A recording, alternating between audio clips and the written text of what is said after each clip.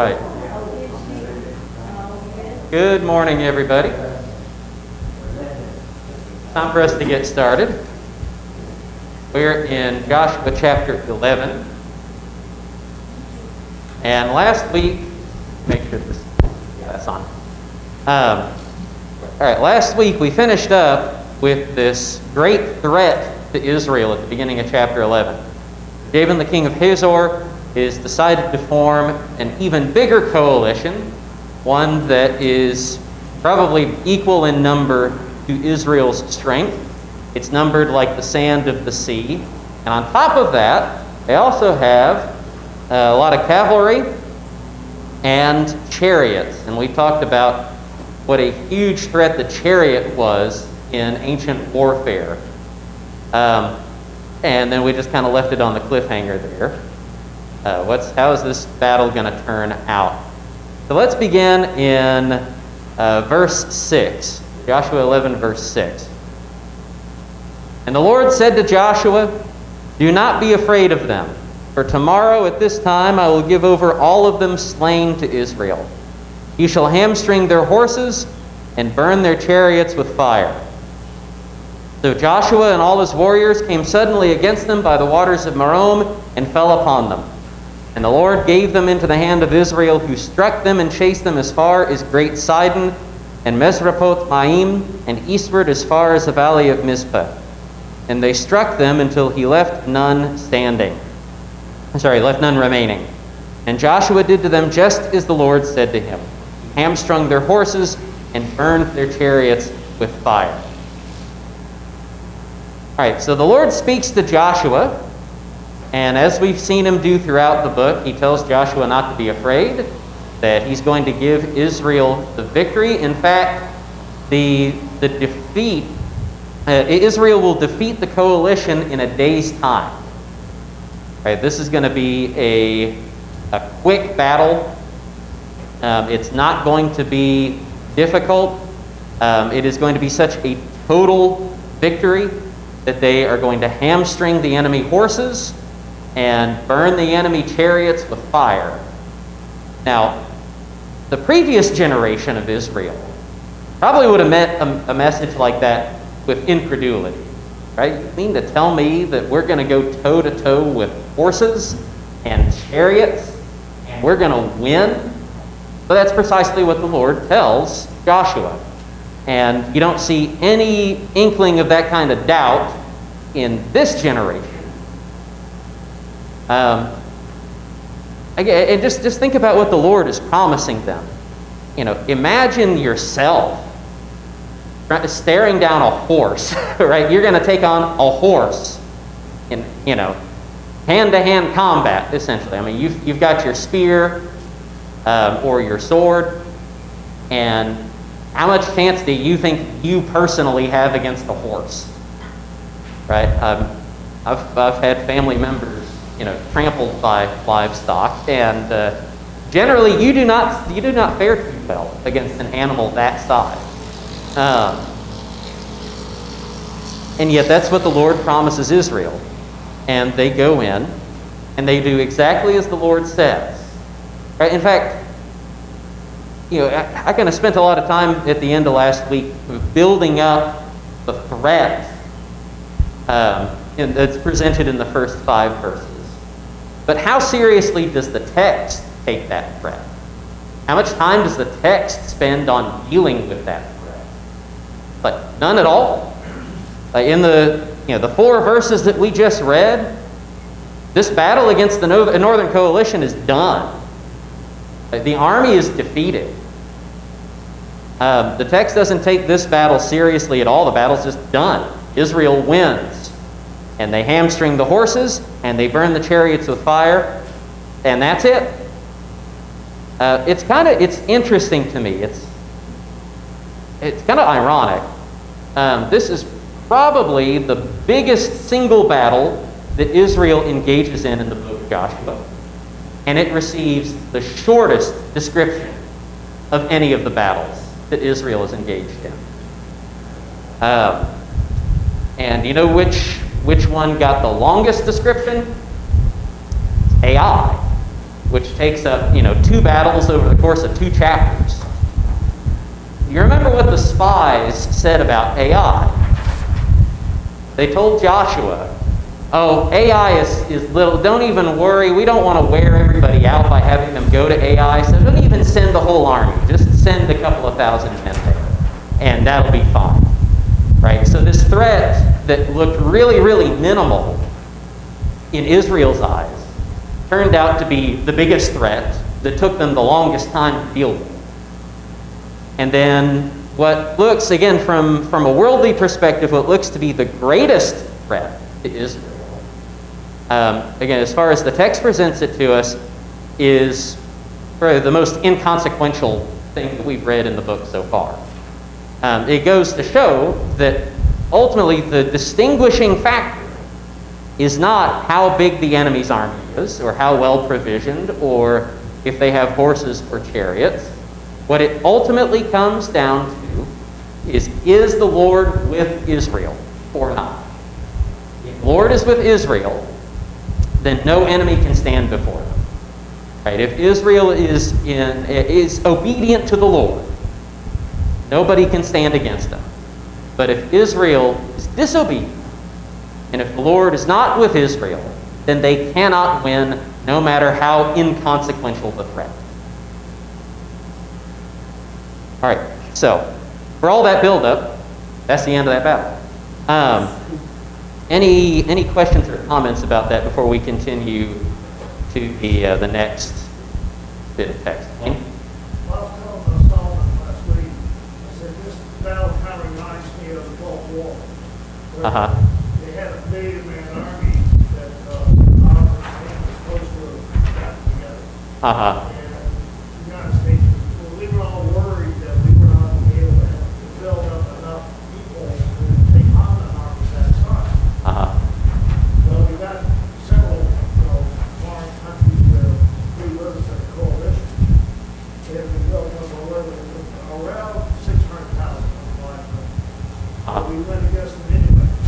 What we found out is that most of that million-man army were untrained. And we just totally wiped them out. Really quick and easy. Just, one day is what was done. And so it kind of gives me the idea that, just because you've got a big army doesn't mean that you've got the best army. Yeah, there might be something to that, although the way that this text presents it, it's like, imagine if Saddam Hussein not only had that many men, but also had all of the armor divisions that Norman Schwarzkopf took against Iraq. Imagine that the tables were turned on that. That instead of us having all of the armor, the tanks and the armored vehicles and the things that we used to storm up to Baghdad. Yeah, but imagine if they had our armor and we were stuck with their equipment. But we had the air. Right. The superiority was the air. Right. So what I'm saying is that from an ancient perspective, all of the superiority, like the stuff that we think of in terms of aircraft carriers and bombers, all of this high-tech stuff that always gives us the edge in our fights. The coalition of the nations had that.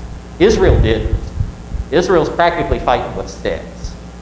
Right? Maybe the closer comparison would be something like the American Revolution or some other kind of guerrilla war where the outsized, outgunned, outprovisioned force still comes out victorious. Solomon and Sayer. Yeah. Yeah, it's the same kind of narrative thing. Like you've got this. Yeah, nobody would expect to go up against Goliath. This guy's, besides outweighing you like 5 times over, he's got an insanely long reach. You're not even going to get close to him, and you're going to be chopped in half. And yet, David, this young guy, is able to take on Goliath. Again, it is the kind of story that we read very often in the scriptures. So, I think that's a good comparison. All right. I read another book along those lines, and I was introduced to a total other thing that school to think that Goliath was the big guy, the champion, blah, blah. That was not the way it was. It was totally the opposite. Mm-hmm. And I know we want to accept the old traditionalism. We hate to give that up. But when this guy explained everything and how it was, all of a sudden it just made sense. I said, man, you know, David had all the, it was just like what we were talking about right then.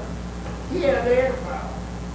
Yeah. It wasn't that the big Well, the guy, sling, yeah, the sling is an he important had air thing. power. He could stand 500 feet away, popping one on a stone. There was Yeah. nothing Goliath could do about that. Uh-huh. I mean, it's like bringing a knife to a gunfight. I mean, David had the 45 and Goliath had this big long spear.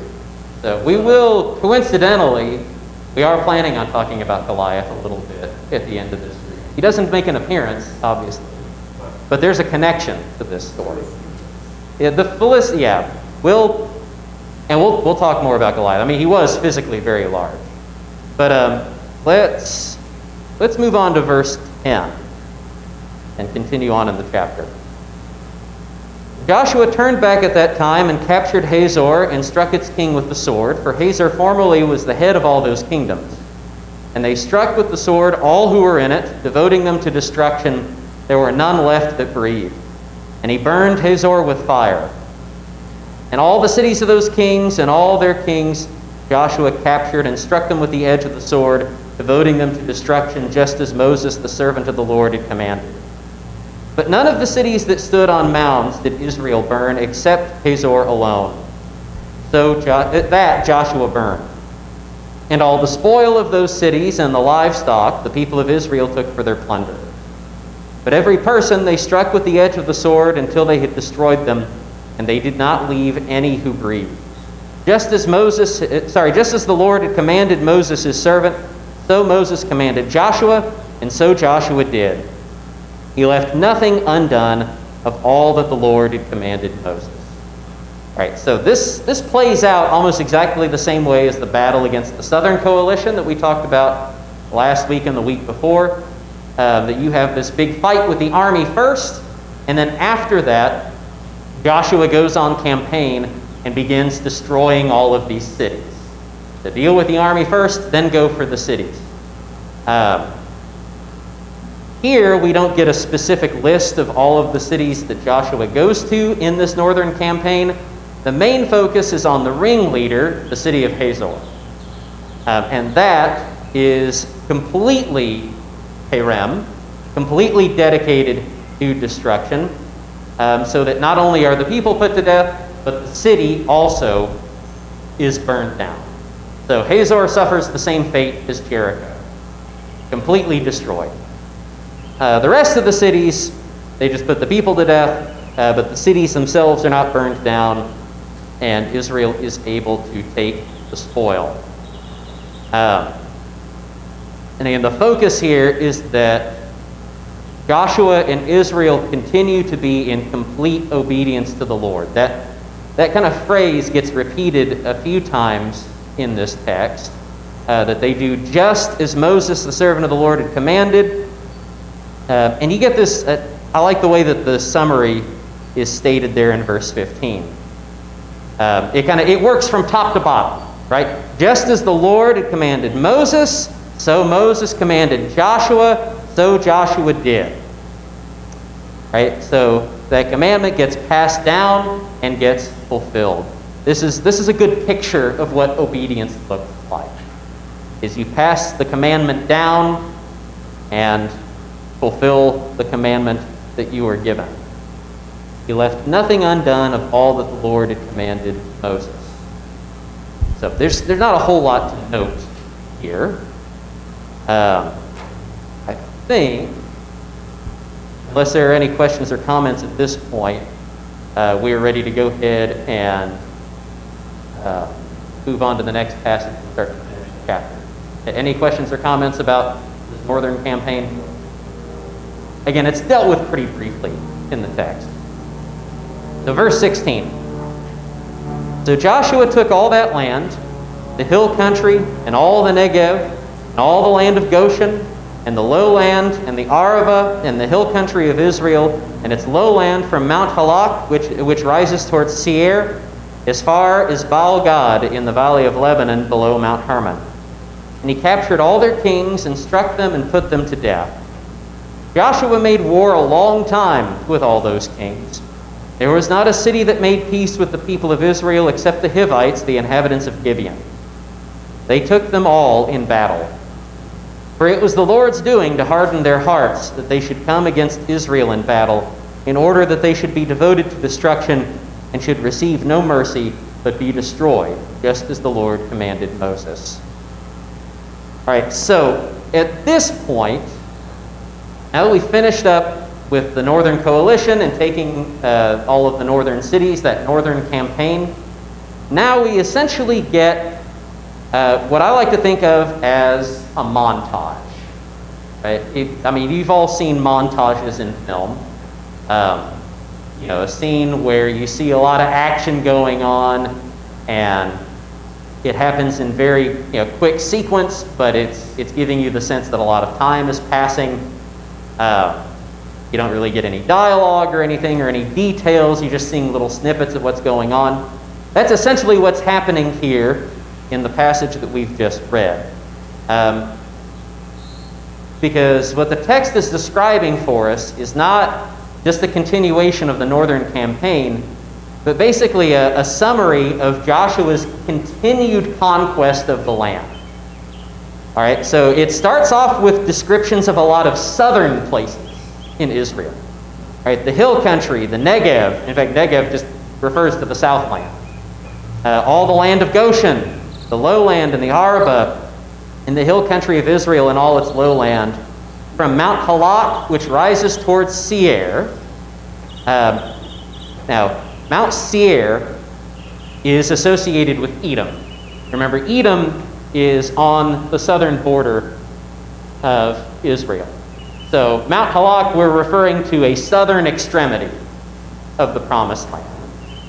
So his series of campaigns ranges all the way from Mount Halak as far as Baal-Gad in the valley of Lebanon below Mount Hermon. All right, so we go from there to the northern extreme. In fact, you can see here Mount Hermon, like the one thing that this map has labeled clearly. So Joshua's campaigns are ranging this entire, at least from north to south. I'll put up a map for next week's lesson that shows kind of the total area that we read about Joshua conquering in this book. Don't think that this entire landmass, from the sea over to the edge of the map, from top to bottom, has been conquered. In fact, we're going to see in just the next passage that there is still a lot of territory that remains unconquered. But Joshua is ranging from north to south. He's all over the place, and he's doing exactly the same thing through this series of campaigns that he's been doing. He captures their kings, he strikes them and puts them to death. And then one of the things that we read that, again, really gives me the sense that we're looking at basically a montage is verse 18. Joshua made war a long time with all those kings. Now, up to this point, we've spent the first 10 and a half chapters of Joshua reading about a relatively short period of time. As we've read through, you've not gotten the sense that a whole lot of time has passed in between, say, Israel arriving on the plains of Moab, and then crossing the Jordan, and then conquering Jericho, and then going to battle against Ai, and dealing with Achan, and dealing with the Gibeonites, and then the Southern Coalition and the Northern Coalition. We don't get any kind of indication across all of those chapters that we've got big breaks in time between those events. We're just moving straight from one thing to the next, to the next, to the next. And in fact, a lot of the plot hinges on somebody having heard what just happened in the previous chapter. Right, so we've had this long string of events from chapter 1 all the way up to this point. But now all of a sudden, we've hit a point in the story where the scope of the story really broadens out. We've got a summary here of a long time. That's what the text says. Joshua made war a long time with all those kings. Now, how long? The text doesn't tell us yet how long, if we're talking days, months, years. It's going to tell us, at least it's going to start to narrow in on something like a specific figure as we go through the book. We're going to learn, we'll get a broad sense of how long in chapter 13. I think we'll get something a little more specific in chapter 14 or chapter 15. So we will just, the only spoiler that I'll give here is that we're not talking about days, weeks, or months. We're talking about a years-long set of campaigns that are just summarized in a handful of verses. But by this point in the story, we know everything that we need to know about the shape of the story.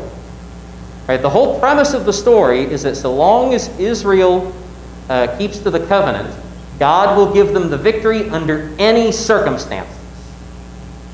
Right? So they come up against a natural obstacle, like some water. Right? The river stops and lets them pass through, because God is with them. Right? They come up to a fortified city to lay siege to it. God gives them that. They come up against a city that at first defeats them and has them running scared. But God ultimately gives them the victory in that.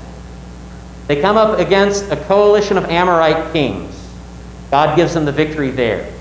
They finally come up against this gigantic coalition that's armed with horses and chariots, and God gives them the victory there too. I mean, we've over these several battles and episodes that we've read in the book of Joshua, we've gotten like the full range of what ancient warfare looked like.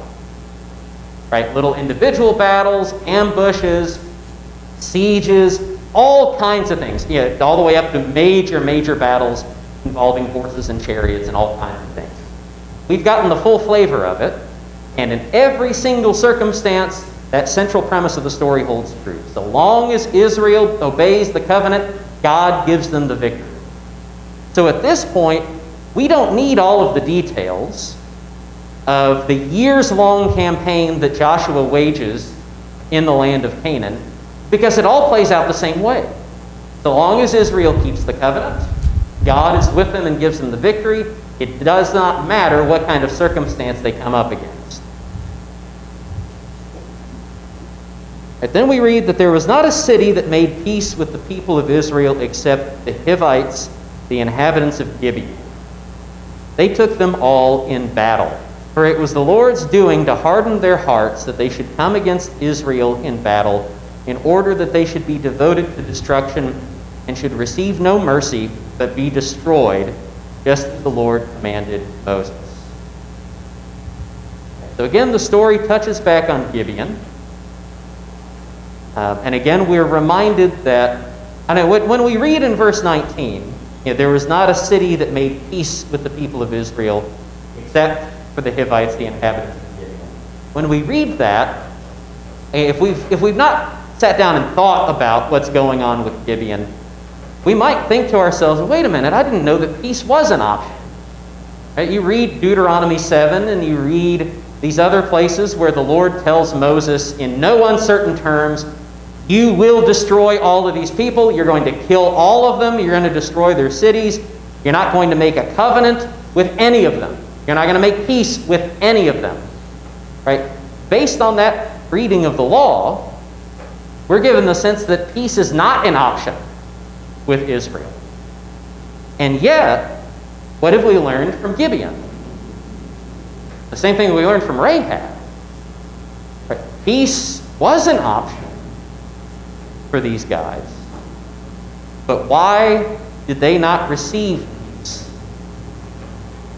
Because ultimately, their hearts were hardened, so that they came against Israel in battle. And here, of course, the text casts our minds back, because obviously whenever we read that the Lord hardens their hearts, besides learning that about these 7 nations in the land of Canaan, who else obviously do we think about when we read about the Lord hardening someone's heart? Pharaoh. And when we were studying through Exodus, we spent some time talking about this. That the condition of Pharaoh's heart is not presented as simply as, God pulling the puppet strings on Pharaoh and deciding, okay, I want to nuke this guy for no reason. He's just an innocent little lamb, perfect, spotless Egyptian angel, but I've decided I'm going to nuke this guy. So I'm going to pull his puppet strings, and he's not going to be able to say yes to Moses. Right? That's not the way it's presented in Exodus. That what precedes that is an act of hardening on Pharaoh's own part. Okay, we read that going both directions in the book of Exodus. Not just the Lord hardening Pharaoh's heart, but Pharaoh hardening Pharaoh's heart. And that's usually what comes first. And what God responds to is a softness or a hardness of heart that is already there. So, what do we find happening with the inhabitants of the land of Canaan? Because again, if we were to just pluck this out of context, we might be tempted to think, the Lord is just pulling these puppet strings with these people, these perfect little Canaanite angels, and he just doesn't like them because he's big meanie, and has decided that he's not going to let them make peace with Israel. He's not going to let them repent. But the thing is, we've got the example of Gibeon right there. Right? And we've got the example of Rahab close at hand as well. I want us to think through this, because this has been and this is the reason why I tend to repeat these kinds of things every time they come up. It can get tedious in the moment, but here's some payoff right here. We have seen how the book of Joshua has used hearing as a motif all through the story. Right? So-and-so heard this. Right? As soon as Israel crosses the Jordan, the Canaanites heard about it. And what was their response? Right? They heard that Israel was coming. And what was their response? Fear. Right? In the case of Jericho in particular, their response was, shut up the gates. Nobody in or out. Right? Their response to hearing what the Lord had done for Israel was resistance and rebellion. Rahab makes that completely clear, by the way. Because what she tells the spies, she tells them specifically what everybody in Canaan has heard. She tells them what the people of Jericho have heard. They have heard about all that the Lord their God did for them in bringing them out of Egypt and guiding them through the wilderness. Right? They have heard essentially the Hebrew version of the gospel. Right? The story of Israel being rescued out of Egypt and delivered to the promised land that is foretelling the gospel. That's the gospel preached before the time of the gospel. Jericho heard it. Their response, close the gates. Rahab heard it. Her response, protect the spies and join up with Israel. Right? Ai also heard it. Their response was to fight. Adonai-Zedek, actually I'm skipping a little bit. Gibeon heard it. Again, we're talking about basically the same message here. Gibeon heard, and what was the response of Gibeon's hearing? They go out to make peace with Israel.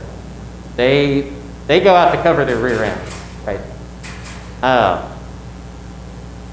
Adonai-Zedek, the king of Jerusalem, hears. His response is to form a coalition. Jabin, the king of Hazor, hears. His response is to form an even bigger coalition. But this goes all through the story. Everybody hears and reacts. And the reaction is a big part of what's going on. It's like, again, Pharaoh hardening his own heart. and choosing to rebel. Before the Lord steps in and says, okay, if that's the decision that you're going to make, I'm going to hold you to it. So Gibeon makes peace with Israel, but none of the rest of them do because of the hardness of their hearts. All right. Any questions or comments about all of that before we've got enough time to finish out the chapter. We got some cool stuff here. Wayne? I'll put this in a form of question. Huh? Might there be some kind of connection between what we're talking about, both battered about the idea of hardening the heart? Uh-huh. Might there be some kind of connection between possibly that and maybe Romans 1, verse 18 to 22? Oh yeah, God gave them over. And I think that's a good way. That's an easier way for us to understand what's going on. It's not that God is pushing somebody into something that they don't want to do. It's that God is giving them over into what is already the desire of their They're heart. predisposition. Yeah. They're on predisposition. So Yeah. that's already good. Yeah. Okay. So I think that's a good connection. I think an even bigger connection, and I think it's kind of what Joshua, it's really what Joshua, Judges, and then probably some of the minor prophets, and then ultimately Isaiah is preparing us for, is to see that Israel was responding freely to God, and then ultimately they ended up rejecting him anyways, constantly, and then God grew impatient and he said, I will make these people, or I will make this people's hearts hard. And he said, I put the verse, it's interesting because it's like the culmination says, go and tell the people, this is after Israel's rebellion. Yeah. He says, be ever hearing but never understanding, be ever seeing but never perceiving. Yeah. Make the hearts of this people callous, deafen their ears and close their eyes. Otherwise they might see with their ears and then be healed. Blah, blah, blah. And then it says, how long, O Lord? He says, until the city is vibrant. So it's obviously talking about the destruction of the temple. And so that's what Paul is talking about when he says, until the number of the Gentiles is coming in and Israel will come back. So when we're seeing in the Gospels, it's the culmination of the Old Testament story, resulting in the hardening of Israel so that the Gentiles can come into the church because they are going to choose God. And so we get, it's almost like we're reading the mirror image of it here. In that you've got Israel it's almost strange and uncanny how obedient and how willing they are in the book of Joshua. Like how on board with the Lord they are. And it's the Gentiles that are rebelling and just completely getting wrecked. And then you see the mirror image of that in the New Testament, where it's Israel that over the course of hundreds of years has grown strangely hardened to the Lord's will. And the Gentiles, over the course of that time, have become open to the Lord's will, so that Paul is able to travel all over the known world and make converts everywhere. So that's another really good connection. Excellent. All right, let's finish up chapter 11. We're starting verse 21. Try to keep this brief. Some cool stuff here, though. And Joshua came at that time and cut off the Anakim from the hill country, from Hebron, from Debir, from Anab, and from all the hill country of Judah, and from all the hill country of Israel. Joshua devoted them to destruction with their cities. There was none of the Anakim left in the land of the people of Israel. Only in Gaza, in Gath, and in Ashdod did some remain. So Joshua took the whole land according to all that the Lord had spoken to Moses, and Joshua gave it for an inheritance to Israel according to their tribal allotments, and the land had rest from war. All right, so we've reached a big conclusion here in the story. All right, the warfare part of this book is over. And in fact, that last verse prepares us for the next section of the book. Joshua gave the land for an inheritance to Israel according to their tribal allotments. That's going to be basically from here to the end of the book of Joshua is the tribal allotments. But the last thing that we read about Joshua doing in this warfare is taking out the Anakim. And you've heard that name before. You might not remember where from. But go back to Numbers chapter 13.